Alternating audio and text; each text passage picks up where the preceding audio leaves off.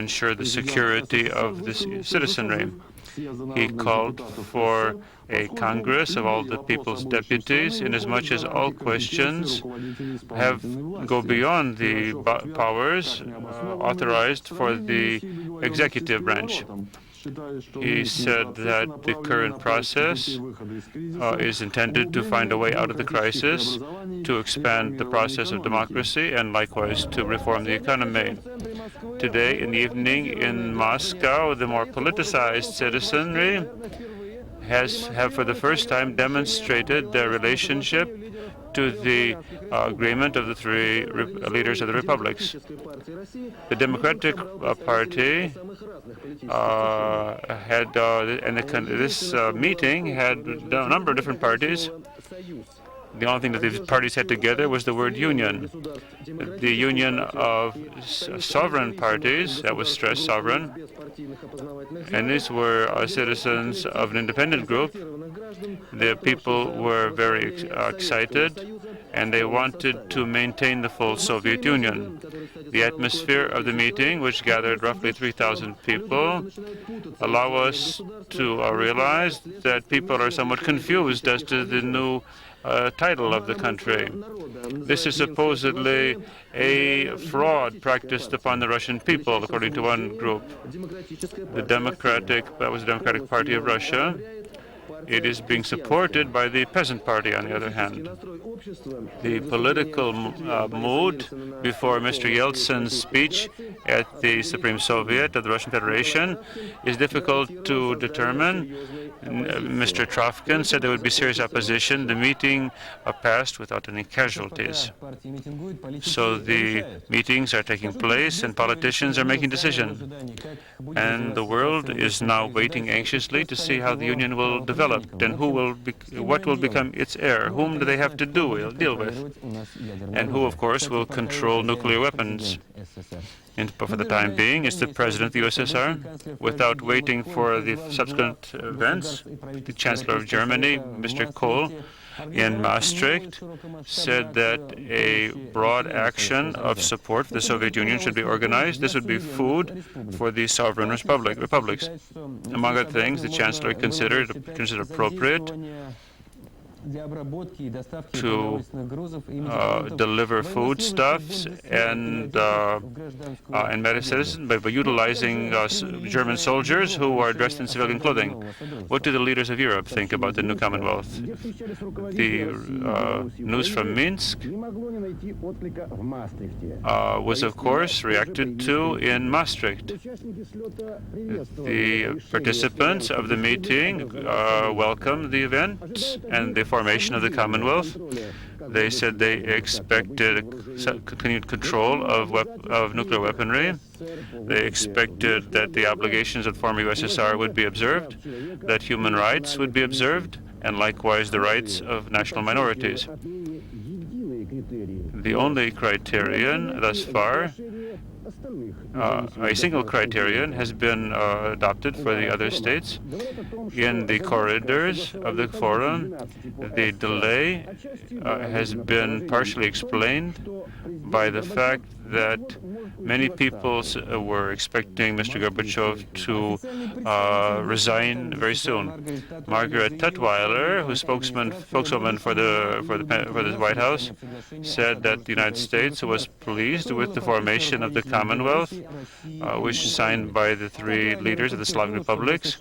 Mrs. Tutwiler said that the transformations there take place peacefully. She said that, however, that the United States was still holding back recognition. The Washington Post writes that officials in the Bush administration were concerned about the differences between the statements of Gorbachev and the other three leaders. China said that they would not be interfering in the affairs of other countries, and they want to respect their right to determine their situation. Switzerland said it would not recognize the new formation, but would maintain former relations with the Soviet Union. The president of South Africa Mr. de Klerk, delayed the visit to Moscow, which had been scheduled this week to Moscow. According to Reuters, that has to do with instability in the Soviet Union, rejecting fears in the West that the Soviet Union might turn into a nuclear version of the Yugoslav crisis. Mr. Gorbachev said that there were guarantees of control over this weaponry, and this had to do with there would be no changes in the nuclear status. The President of the USSR continues to maintain control. The latest events in the Soviet Union will not influence Japanese assistance. This was a statement of Koza Yatanabe, who was the Minister of Trade and Industry. A different Yatanabe, Mitio, who was the Minister of Foreign Affairs, stated that Japan was not able to make certain decisions because of the instability in the country. This was not a contradiction within the Japanese leadership, but the leaders of Japan had decided that much would be determined by the decision as to who would be responsible for the Soviet foreign debt. Japan supposedly has a balanced position, and Japan wants to have a balanced policy. Koichi Kato, who is Secretary of the Cabinet of Ministers in Japan, said that Soviet Union is our neighbor, and this is a question of security. We, of course, do not want to see chaos in the Soviet Union that would place our own security under threat. And we are quite interested in seeing how events develop. Another piece of news from Japan today in Tokyo, Kiichi Miyazawa, who's the Prime Minister, had a meeting with the agricultural leader of our country, Mr. Yavlinsky, stated that the assurance of stability in the Soviet Union, together with reform, is an essential condition for Japan to be able to render assistance. Jan Černogursky in Slovakia said that Slovakia would support the autonomy of Ukraine, Belarus, and Russia. You sent a congratulatory telegram. I think that the new Commonwealth will be a unifying factor in politics and economics as well. I think it will help to resolve the accumulated problems.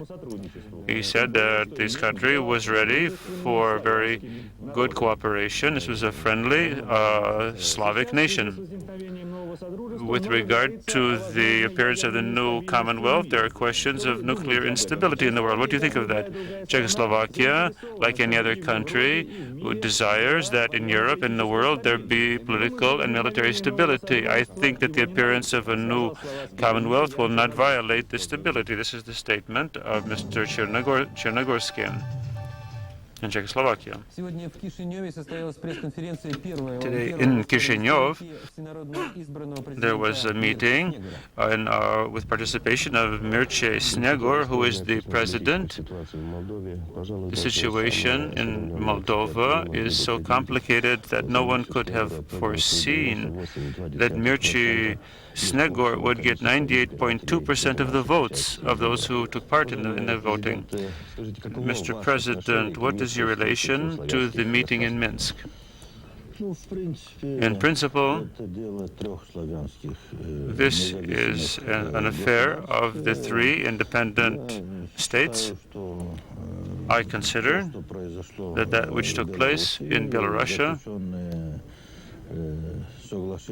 and the agreements which have been concluded there deserve attention and study. I think that this is a very bold step, and it should have it was inevitably going to have occurred anyway. But we're having a bit of confusion there in the former Soviet Union now as a result. From northern Ossetia, we learned that at the edges of Schinvali and Znauria, there was shooting. Georgian soldiers opened fire on apartment buildings in the villages. We have no figures on casualties. There was rocket fire aimed at Znauria, and the village has been destroyed. Nagorno-Karabakh is now conducting an election, a referendum on the status of the republic. They are to determine how, on what basis they wish to collaborate with other states. And despite the complex nature of the situation, it is expected that the Azerbaijani population will refuse to participate in the voting, although they have received the materials according to TASS. We more and more are coming to count on help from the West as of late, and we are now receiving aid. Our correspondent informs us that